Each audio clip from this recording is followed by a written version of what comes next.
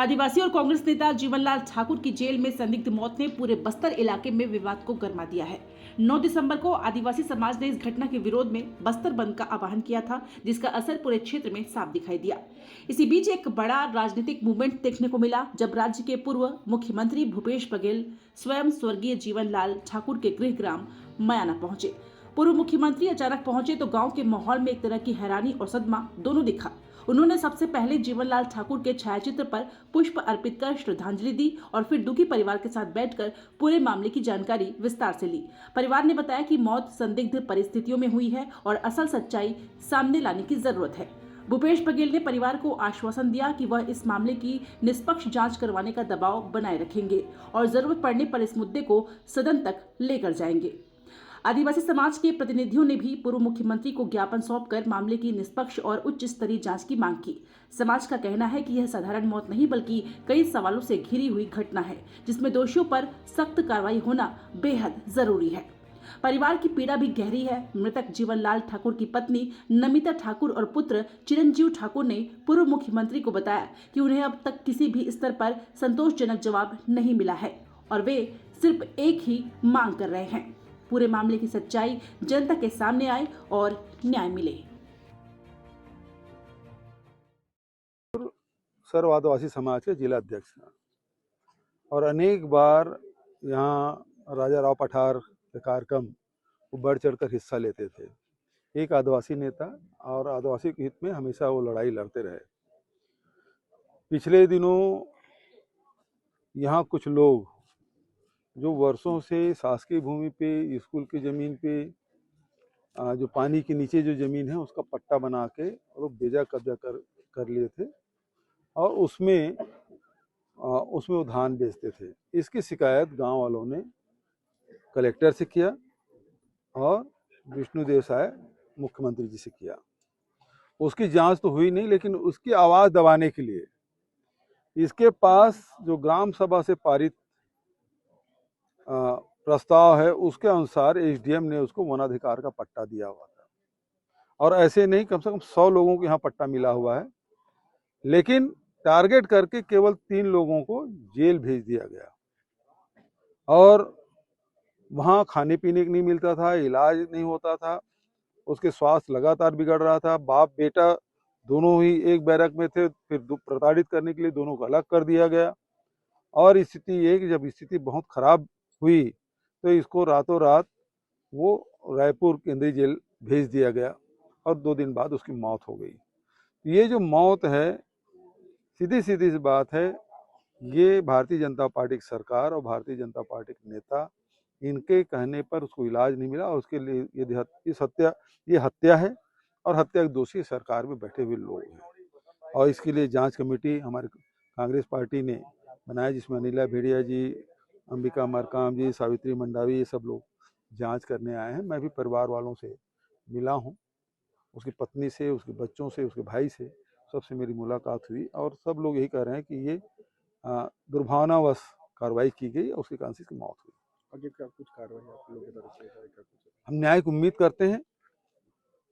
विष्णुदेव साय आदिवासी है, एक आदिवासी की मौत हुई है और प्रशासन उसी की सरकार के द्वारा उसके लापरवाही से, अधिकारियों के लापरवाही से, मिलीभगत से, षड्यंत्र पूर्वक उसका इलाज जो नहीं होने दिया, इसके कारण से उसकी मृत्यु हुई है। तो ये हत्या है और हत्या का अपराध पंजीबद्ध होकर इन लोगों के खिलाफ जो भी दोषी हैं उनके खिलाफ कार्रवाई होना चाहिए, ये हमारी मांग है।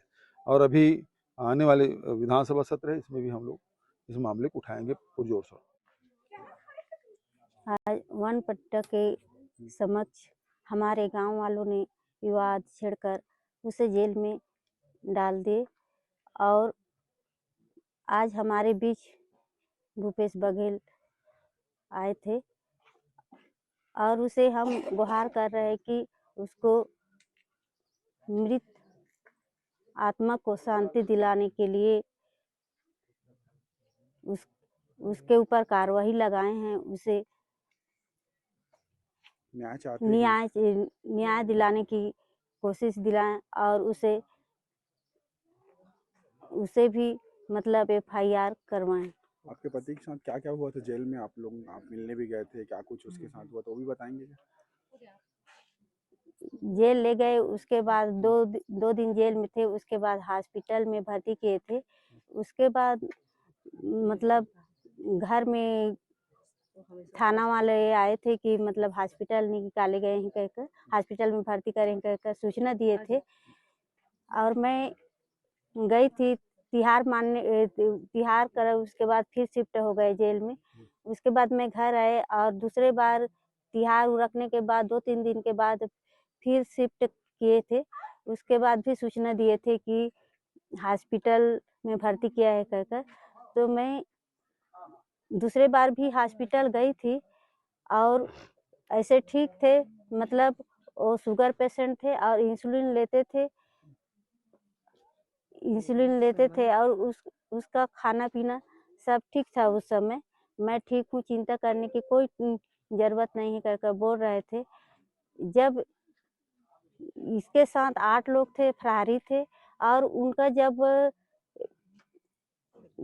जमानत के लिए जब हाई कोर्ट में लगा और 2 का जमानत हो गया और 3 लोग बाकी थे, तब उसके बाद ही इन्होंने प्रताड़ित करने की प्रेरणा की जेल में, क्योंकि उन्हें खाना वाना के लिए शायद तरसाए होंगे, इसलिए तो ऐसा हुआ है। और ना ही हमें, ना कोई घर वालों को ना कोई जानकारी दिए, ना कुछ नहीं दिए जब तीसरे बार तबीयत खराब हुए तो। और उसके बाद मतलब इलाज के लिए मेकाहारा में रायपुर भर्ती कर दिए कहकर बोल रहे थे, लेकिन वहाँ मेकाहारा में भर्ती नहीं की। पहले तो उसे सेंट्रल जेल में रायपुर में भर्ती कर दिए उसकी तबीयत खराब होने के बाद, और ना ही कोई पता नहीं दिए। जब सोमवार को बच्चे लोग मिलने के लिए गए तब वहाँ बच्चों को पता चला। तब उसके बाद हम लोगों ने हड़बड़ाए, तब उधर पता किए तो मतलब 2 तारीख को जेल ले गए थे और 4 तारीख को शायद भर्ती किए थे हॉस्पिटल में, और उसी दौरान मौत हुआ। और उसी दिन मतलब शाम को 5 बजे यहाँ पर मतलब रायपुर से मतलब नोटिस आए थे कि खत्म हो गए ऐसे कर। 12 अक्टूबर को मेरे पिताजी को पुलिस वाले गिरफ्तार करके न्यायिक रिमांड में जेल भेज दिए थे और तब से वो वहीं थे और 2 बार उनको हॉस्पिटल भी रिफ़र किया गया था। और हम लोग सोमवार को जब गए वहाँ 1 तारीख को, तो वहाँ पता चला कि मेरे पिताजी की तबीयत बहुत ज़्यादा ख़राब है और वो चलने की स्थिति में नहीं थे। और फिर हम गुरुवार को जब गए ना, तो हमको पता चला पुलिस वालों के द्वारा कि उनको तो रायपुर जेल रिफ़र कर दिया गया है। तो 2 तारीख को उनको रायपुर जेल रिफ़र कर दिया गया है, लेकिन उसकी सूचना हमें अभी तक नहीं मिली। और 4 तारीख को शाम को 4 बजे उनको सुबह 4 बजे उनको हॉस्पिटल रिफ़र कर दिया मेकाहारा। तो जब 2 तारीख से लेकर गए थे तो उन घर को सूचना भी नहीं दिए थे, और 4 तारीख को उनका शाम को 5 बजे पुलिस वालों द्वारा सूचना मिला कि उनका निधन हो गया है। क्या कुछ चाहते हैं हम?